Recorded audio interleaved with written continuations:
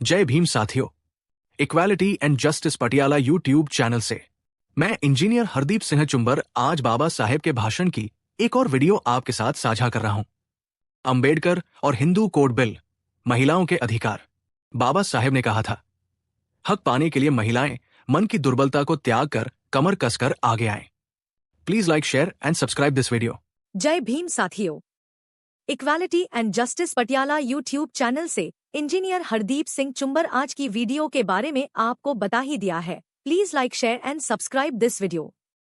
हक पाने के लिए महिलाएं मन की दुर्बलता को त्याग कर कमर कसकर आगे आएं।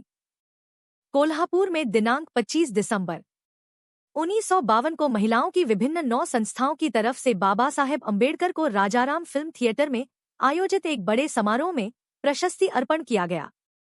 महिलाओं की प्रार्थना के अनुसार उन्होंने अपने हिंदू कोड बिल में महिलाओं को क्या क्या हक दिए गए हैं और उनके लिए क्या क्या प्रबंध किए गए हैं, इस बारे में संक्षेप में लेकिन बड़े सरल ढंग से विवेचन किया। समारोह में अनगिनत महिलाएं और कुछ पुरुष भी उपस्थित थे। कार्यक्रम की शुरुआत मधुर स्वर में गाए महाराष्ट्र गीत से हुई। उसके बाद विमलाताई बागल ने अपने परिचयात्मक भाषण में हिंदू कोड बिल मंजूर नहीं किए जाने के बारे में खेद व्यक्त करते हुए कहा कि इस बिल के पास होने तक हम महिलाओं को बाप साहब का साथ देना होगा।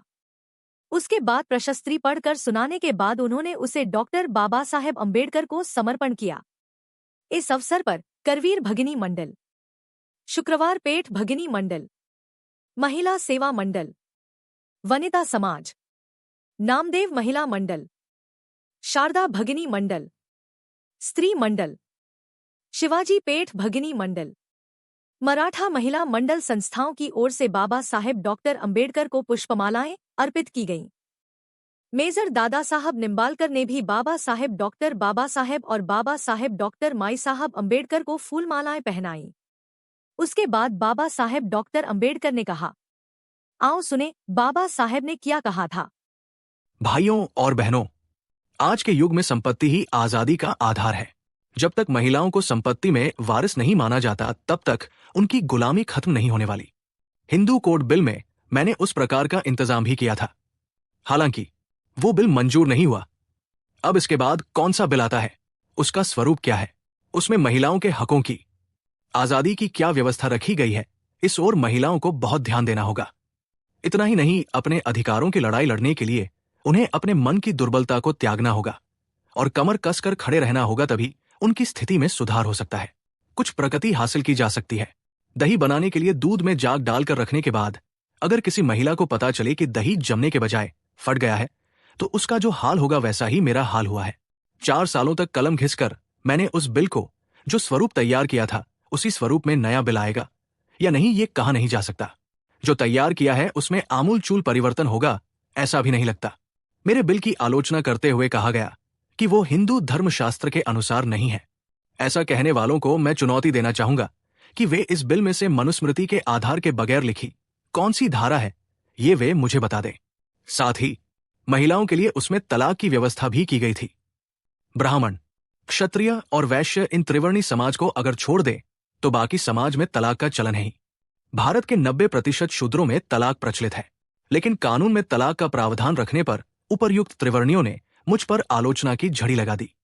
इस बिल में महिलाओं के हित के सभी मामलों का प्रावधान है। उनमें कुछ महत्वपूर्ण प्रावधान इस प्रकार है।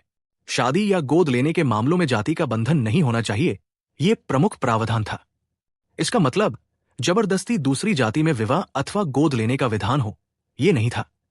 एक दूसरे से प्रेम के कारण अगर किसी को दूसरी जाति के व्यक्ति से शादी करनी हो या दूसरी जाति के बच्चे को गोद लेने की इच्छा हो तो परंपराओं के कारण उन पर जो पाबंदी थी उसे इस बिल के सहारे मैंने हटा दिया था। पति को ही परमेश्वर मानने वाली आर्य महिलाएं हैं।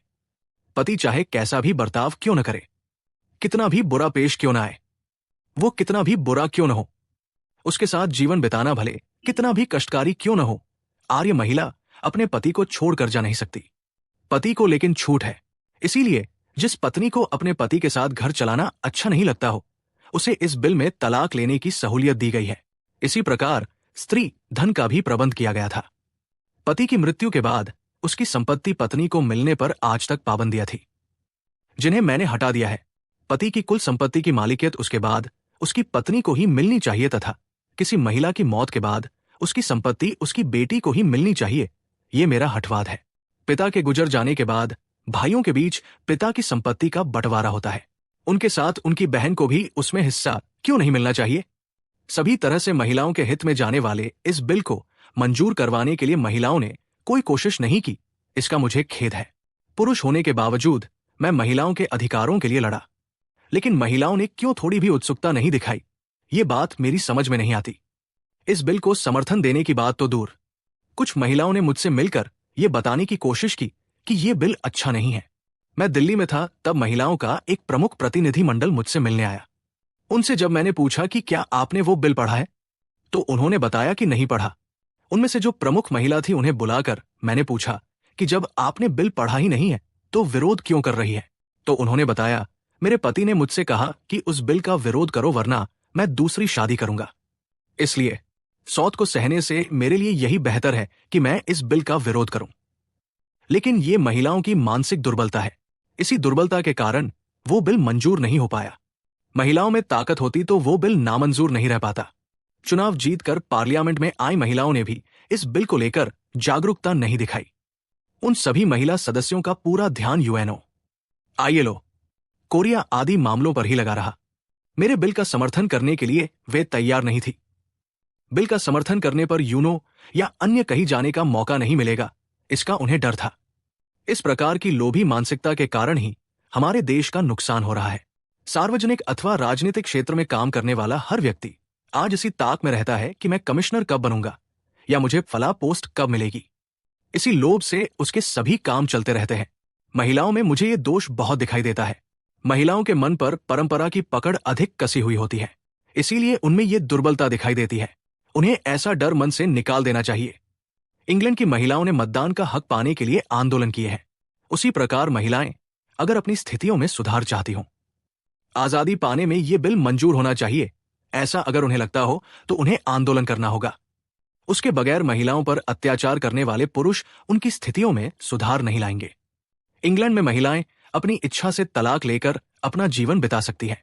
इसके पीछे उन्हें मिला विरासत का अधिकार है।